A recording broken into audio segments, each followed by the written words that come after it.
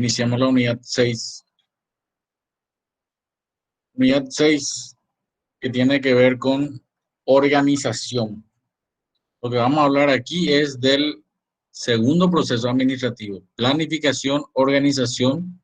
La unidad 6 es integración de personas, dirección. La unidad 8 y control, que son los procesos administrativos que vamos a determinar.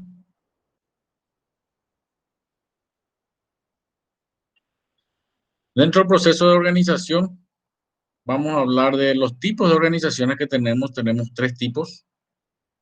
El proceso de la organización son 4 procesos: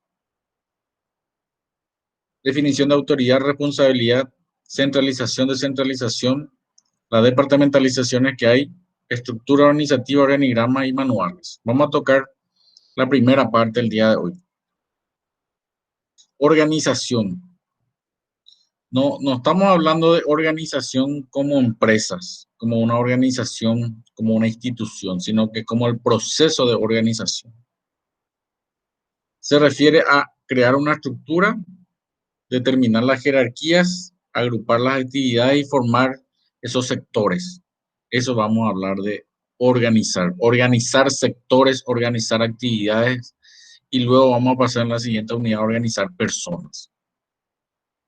Entonces, se trata de determinar qué recursos y qué actividades se requiere para cada actividad, para cada tarea, para poder lograr los objetivos.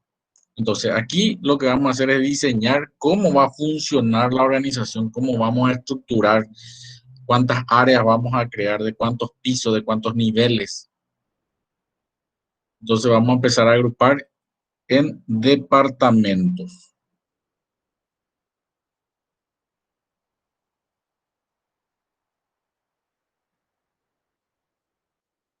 Ahí también vamos a asignar un responsable en cada sector, en cada área,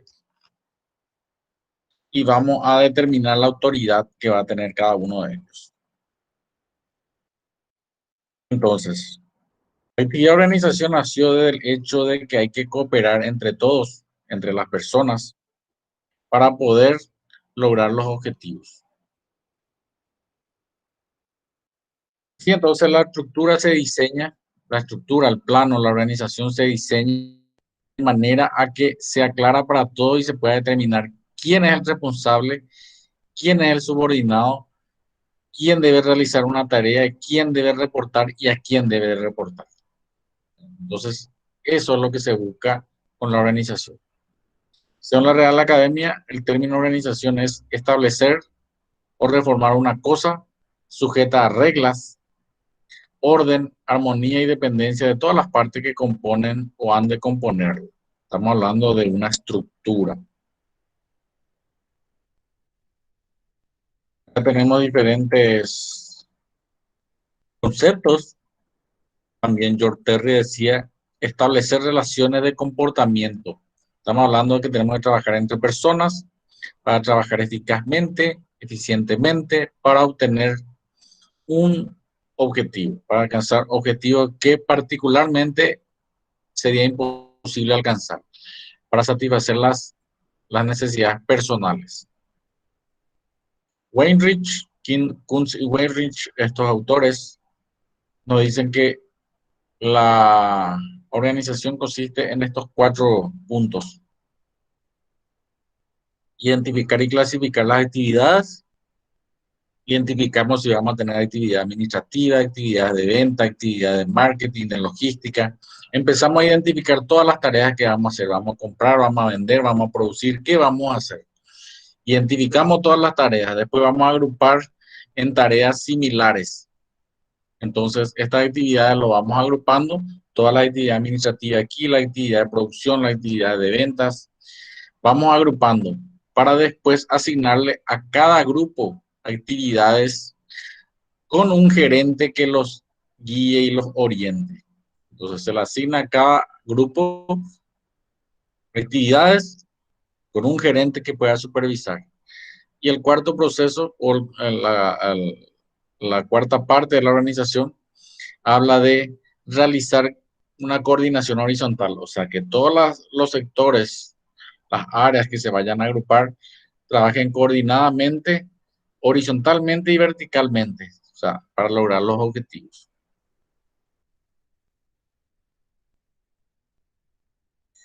Entonces, según el material, la- eh, los elementos básicos que componen una organización deben estar convertidos en dos grupos hablados, pero en realidad son cuatro, porque el primer grupo se descompone en dos. División de trabajo, hay que dividir el trabajo en tareas similares, en tareas afines. Se le da una jerarquía, que significa se le da un nivel, y se departamentaliza. ¿Qué significa departamentalizar? Dividir y agrupar en sectores y darle un nombre. Eso se llama departamentalizar. Y por último, coordinar, como ya lo decía Kunz y Wenry, una coordinación horizontal y vertical para poder lograr los objetivos.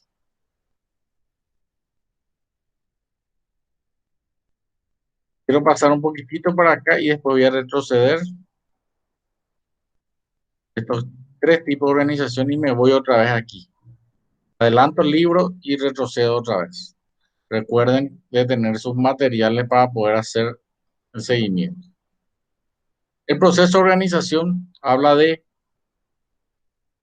cuatro partes, como lo dije anteriormente. Ahí hablaba dos partes y una parte se descomponía, que era, primeramente, dividir el trabajo. ¿Qué significa? Agrupar las tareas de forma lógica, ordenada según las actividades. Luego, a ese agrupamiento, a esa división de trabajo, lo voy a denominar como un grupo que significa departamentalizar. Significa darle un nombre. Entonces, a esos nombres después le voy a dar una jerarquía. ¿Qué significa una jerarquía? Significa qué nivel le voy a dar. Va a ser un departamento, una dirección, una división, una sección. Y luego una coordinación tanto horizontal como vertical a esos cuatro elementos. Entonces otra vez le doy doble clic a cada uno de ellos. Retrocediendo de vuelta, quería adelantar como para poder tener bien clara estos elementos básicos. Son cuatro, o los cuatro procesos de la organización. Los tipos de organización tengo tres: la formal, la informal y la virtual. La formal, aquella que formalmente existe, aquella que legalmente existe, aquella que existe en papeles, aquella que existe en documentos, aquella que existe físicamente. La facultad, la Universidad Nacional de Asunción es una organización formal, tiene un estatuto, tiene reglamentos, tiene autoridades legalmente constituidas por una resolución, por un decreto, y existe físicamente, está ubicado en San Lorenzo, en el campus universitario. Entonces, esa es una organización formal. Tiene estructura, tiene manuales, están definidas, son claras, son conocidas.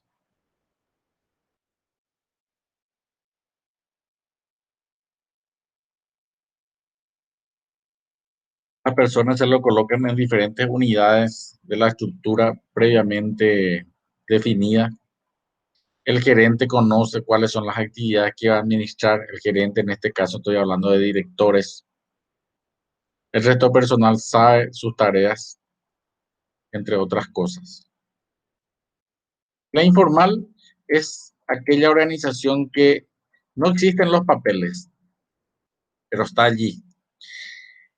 Dice, es el resultado del interrelacionamiento espontáneo. O sea, yo tengo dentro de una organización empleados, empleados que simpatizan por un club. Recientemente salió campeón un club aquí, simpatizamos todos, están los que simpatizan por otro club, etcétera. Entonces allí como que no existen jerarquías, sino que la relación es más bien por confianza o por afinidad o por simpatía. Entonces hay otros intereses, no tanto los intereses de la propia organización. Entonces esa organización existe. Las mujeres pueden reunirse porque les gusta un deporte, porque le gusta una novela, porque le gusta un tipo de película, religión, lo que fuere. Entonces hay una relación interna informal y ahí no existen jerarquías. Yo puedo estar en el departamento administrativo, otro en el departamento comercial, otro en el departamento de producción y simpatizamos o, digamos, tenemos una preferencia por ciertas actividades y nos reunimos al término de la actividad laboral. Entonces allí podemos compartir y tenemos otro vínculo de confianza. Ahí no existen jefes, entonces podemos jugar fútbol, ¿verdad? Podemos socializar. Hace mucho ya no se juega fútbol, ¿verdad?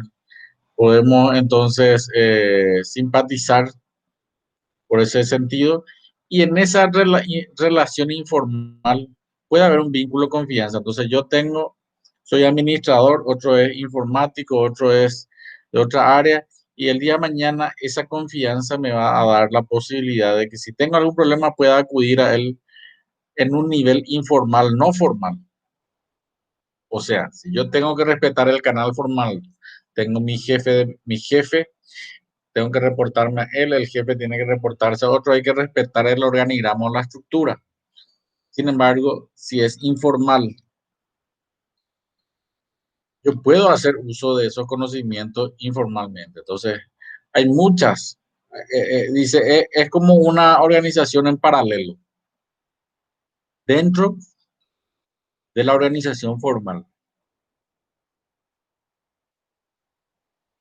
No hay un propósito especial, permite conocer la naturaleza de la empresa, entre otras cosas.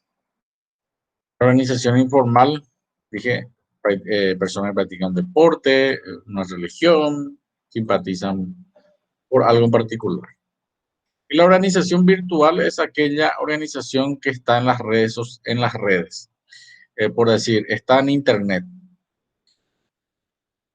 La organización formal virtual puede ser complemento de la organización formal. Yo si quiero, la Universidad Nacional de Asunción es una organización formal y también virtual. Existen las redes, tiene redes sociales, existe una página web, puedo conocer los servicios, muchas. Hoy, por ejemplo, esto que estamos dando, ¿verdad? Nosotros podemos hacer uso de la plataforma virtual. Estamos dando clases de manera virtual, cada uno en la comodidad de su casa, ¿verdad? Probablemente algunos acostados, otros estarán escuchando con un audífono, otros estarán escuchando desde lejos y otros habrán ido a merendar y se olvidaron de la clase, ¿verdad? Pero pueden acceder a la grabación y entonces pueden recuperar, etcétera. Esa es la organización virtual. Funciona como complemento de la organización formal. Pero no siempre. Hay veces que las organizaciones solamente son virtuales. Existen bibliotecas virtuales. Solamente puedo comprar a través de Internet. Si yo quiero comprar un libro, no existe físicamente donde me pueda ir a comprar. Existe solamente en www.milibro.com, etc. Detrás de una organización virtual puede estar una sola persona. Yo tengo mi sitio web, puede estar administrado por una sola persona. Puede haber un grupo de personas. Permite también abrir nuevos mercados, nuevos productos, nuevas posibilidades. Hoy por hoy se vio la necesidad y muchas ventas se hacían online. Se hacía luego la entrega por delivery, pero la mayoría, en algún momento, muchos negocios tuvieron que cerrar las puertas de atención, pero no cerraron las puertas para continuar el negocio. Lo hicieron de manera virtual. Eso nos referimos a organización virtual. Puede que tenga un organigrama, puede que no tenga, no siempre es formal. ¿Qué tipo de negocio normalmente ocurre en la economía digital, en Internet? El e-commerce, ¿verdad? El e-commerce y el business to business. El comercio electrónico, puedo vender a través de Internet, puedo hacer catálogos, puedo recibir promociones, comercio móvil, con el teléfono móvil, puedo hacer transferencias, puedo hacer operaciones bancarias, puedo transferir, puedo pagar mis cuotas, puedo hacer una infinidad de cosas con el teléfono móvil, ¿verdad? Puedo entrar en mi cuenta, utilizar con los códigos, los dígitos. Y otro es business to business, compañías entre compañías, ¿verdad? Empresas con empresas. Entonces yo de un banco puedo transferir a otro banco. Por ejemplo, las instituciones para cobrar salarios, tengo tarjeta de crédito, utilizo banco con bancos, empresas con empresas. Hay muchas ventajas. La relación de proveedores y clientes, la ganancia del comercio electrónico, la comunicación inalámbrica, los compradores también se benefician al poder comparar precios, elegir la mejor opción, pero hay que saber comprar en Internet. La tecnología de información incrementa la productividad de servicios, entre otras cosas. Internet facilita cuatro cosas, cuatro tipos de transacciones. Empresa consumidor, el marketing, ¿verdad? El marketing electrónico, la empresa que facilita las promociones en Internet, ¿verdad? Hoy por hoy existen muchas promociones. Consumidor a empresa, ¿verdad? El propio consumidor se puede inscribir a cursos, ordenar compras, hacer buzón de quejas y sugerencias, cargar el carrito y puedo comprar en el supermercado, ¿verdad? Puedo hacer mi compra virtual y luego me llega a la comodidad de mi casa. Pero normalmente no es lo mismo que salir y el paraguayito tiene que tocar ahí el producto que va a comprar, ¿verdad? Entonces yo puedo comprar, también beneficia del consumidor a la empresa, de la empresa hacia el consumidor, del consumidor al consumidor. Yo puedo preguntar si alguien tuvo una experiencia referente a un equipo que quiero comprar, un equipo electrónico, una computadora, un automóvil, una moto, lo que fuere. Entonces, si entro en algunos foros y puedo preguntar, digamos, entre las experiencias de los consumidores. Hay muchas empresas que borran los comentarios que les son negativos, ¿verdad? No debería ser una libre competencia, ¿verdad? Entonces deberían cuidar también la imagen. De empresa a empresa también facilita, digamos, transacciones proveedor-cliente. Ministerio de Hacienda que me transfiere dinero para pagar salarios a mis empleados. El banco que deposita en la cuenta, en la caja de ahorro de cada funcionario. Yo también como empresa puedo transferirle a otra empresa. Puedo pagar y transferir, digamos, por pago de servicio, entre otras cosas. Estos son los cuatro tipos de transacciones, ¿verdad? De empresa a consumidor, del consumidor a la empresa, entre consumidores y entre empresas. También la aplicación del comercio electrónico y la comunicación inalámbrica facilita o comprende transacciones comerciales, información financiera, turística, ¿verdad? Imagínense, yo puedo entrar y saber mi extracto, mi salario, mi movimiento. Hay comunidades virtuales para chatear, enviarse información. Entonces los gerentes deben observar las tendencias y formular estrategias para sacar este provecho. Normalmente lo que facilita es, hoy por hoy, se evita o se busca cero papeles, se racionalizan los formularios, ¿verdad? De hecho, que para ustedes poder inscribirse probablemente tuvieron que completar de manera digital. En otras ocasiones sigue el formulario, pero normalmente se racionaliza. Se reestructura y racionaliza la dotación de personas. Si antes yo necesitaba muchas personas para procesar documentos, hoy probablemente necesitan menos personas. Y se implementan sistemas computarizados. Todo eso es el beneficio de la virtualización. El proceso de la organización ya vimos, los cuatro procesos, y el trabajo, departamentalizar, jerarquizar y coordinar.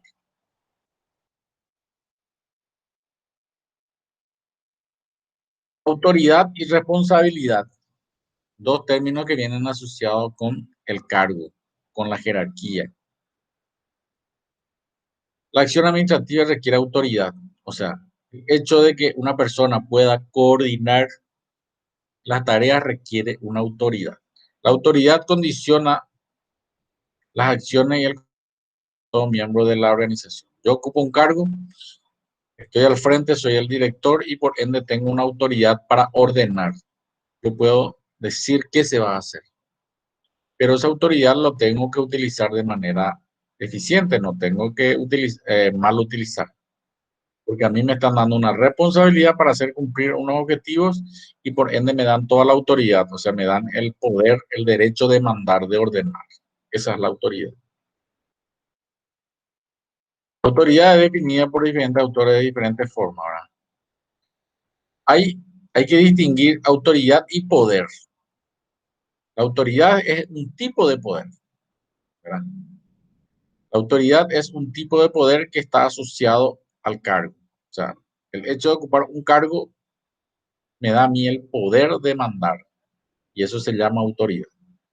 Entonces, el poder va un poco más allá. El poder es un concepto mucho más amplio, dice el autor Kunz y Weinrich, los autores. Es la capacidad de los individuos o grupos de inducir o influir en la opinión y acciones de otras personas. El líder,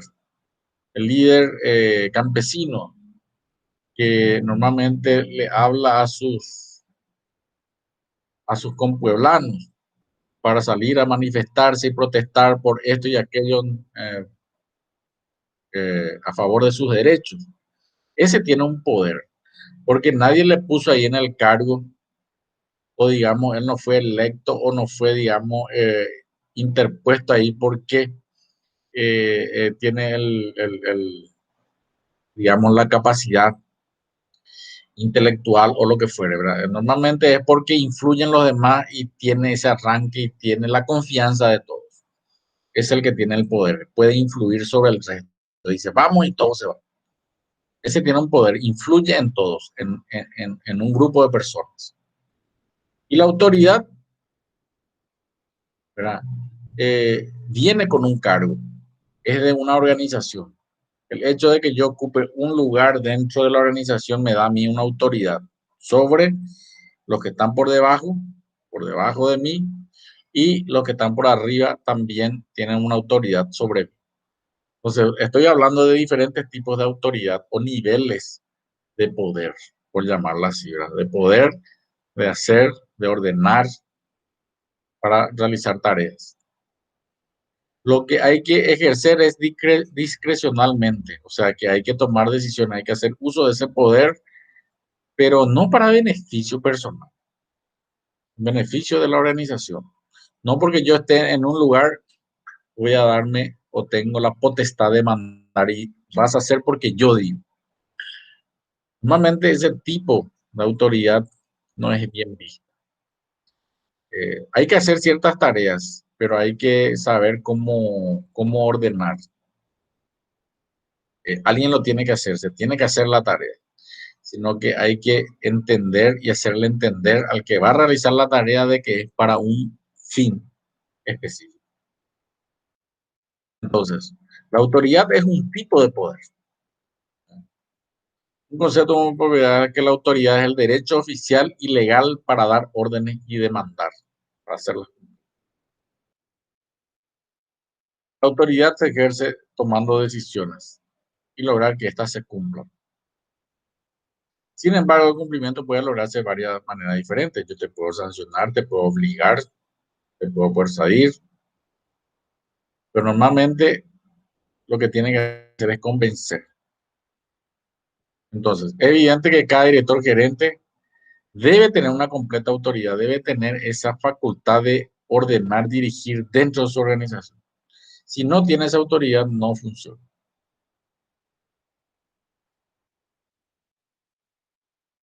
Los tipos de autoridad que existen. Autoridad máxima, aquel que ocupa el nivel máximo. Por ejemplo, el presidente de la República. Él tiene la autoridad máxima. ¿Por qué? Porque es el que toma todas las, el que tiene la decisión final.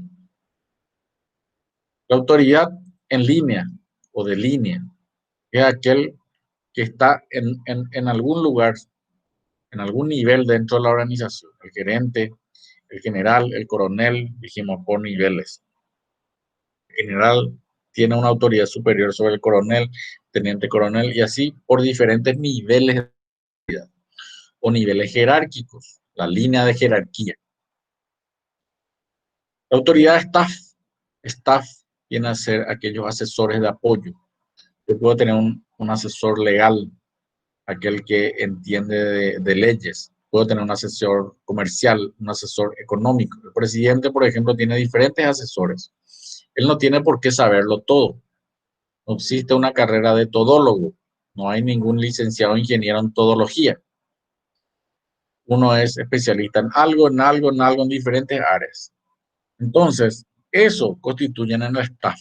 Nosotros, por ejemplo, los docentes dentro de la universidad, somos parte del staff porque nos constituimos como asesores.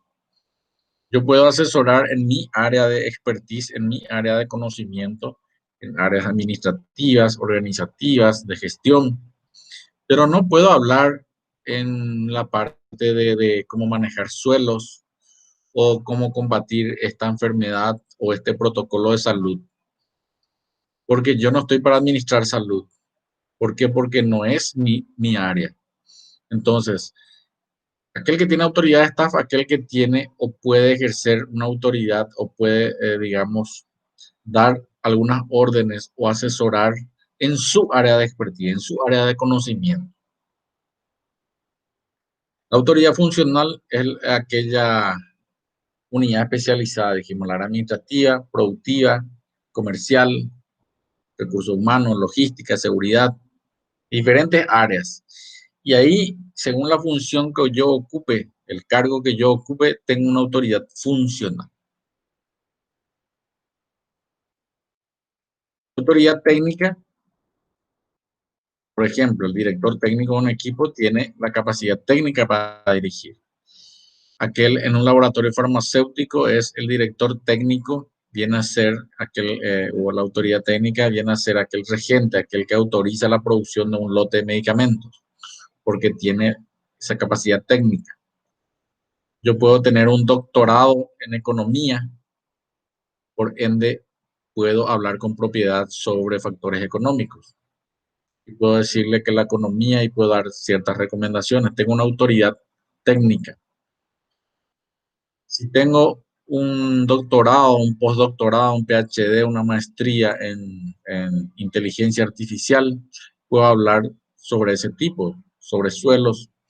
Entonces, por mi nivel técnico de preparación, entonces tengo una autoridad técnica. No significa que un tipo de autoridad sea excluyente. No porque yo tenga una autoridad técnica, dejo de tener una autoridad legal o dejo de tener una autoridad máxima. Yo puedo tener diferentes tipos de autoridad. La autoridad legal es aquel que legalmente me habilita a ocupar un cargo. El presidente de la República fue electo, tiene un decreto, una ley que dice que él es el presidente. Entonces, él, por un lado, tiene una autoridad legal, por otro lado, tiene una autoridad máxima y por otro lado, probablemente tiene una autoridad técnica, según su área de expertise. La autoridad personal o de referencia, aquella persona que en virtud de su personalidad, sus ideas, capacidad, puede ejercer, ¿verdad?, enormemente o puede influir enormemente en la conducta de las personas. Y el empowerment es un tipo de autoridad que le da poder al propio empleado para tomar decisiones. O sea, yo puedo tener un empowerment, una autoridad que me dice que yo puedo tomar mis propias decisiones en el desarrollo de mi tarea. Puedo, como se dice, tomar decisiones referentes a hacerlo de esta manera o hacerlo de otra manera. Esa es la autoridad de empowerment. Me da un poder para que yo tome mis propias decisiones en mis tareas. La responsabilidad es la obligación de una persona de hacer una tarea, una actividad. Entonces, la autoridad viene con una responsabilidad. O sea, a mí me colocan en un cargo como director, como gerente, para cumplir ciertas actividades y me dan una responsabilidad para que se cumpla. Yo soy responsable de lograr este objetivo. Para eso me colocan y me dan toda la autoridad para que yo pueda armar mi equipo, ordenar y hacer lo que mejor crea conveniente para lograr los objetivos. Entonces, por un lado, la autoridad tiene, digamos, dos partes, o la responsabilidad tiene dos partes. Una es la obligación de llevar a cabo las actividades que me asignan y dos es la responsabilidad de rendir cuenta de mis actividades. Si logré o no logré, tengo que rendir cuentas.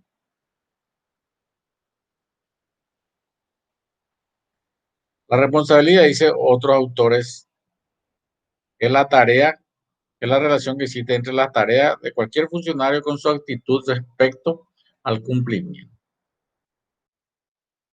Y con esto voy a terminar y vamos a continuar la unidad 6 luego.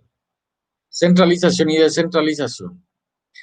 Su nombre lo dice, centrar y descentralizar. Centralizar, centramos toda la toma de decisiones, todas las responsabilidades en una persona.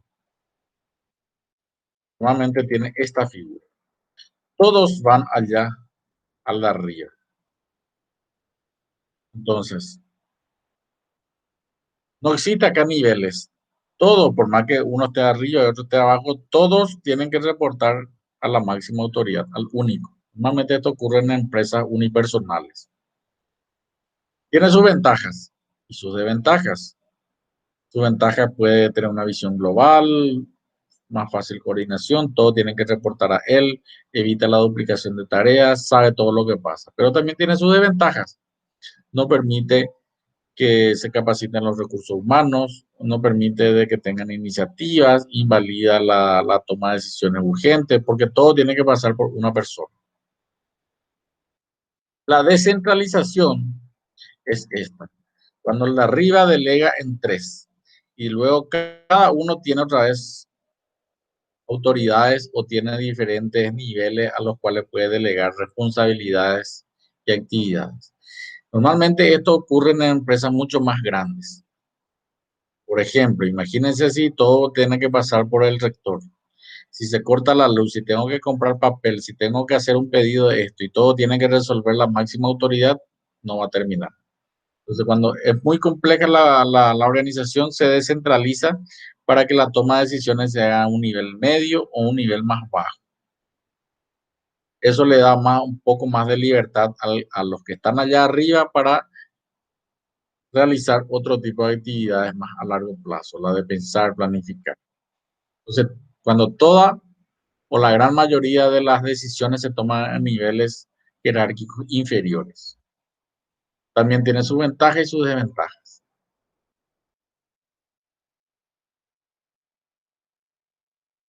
Voy a hablar por último de delegación de autoridad y después me voy a centrar. Delegación de autoridad es el hecho de delegar la descentralización.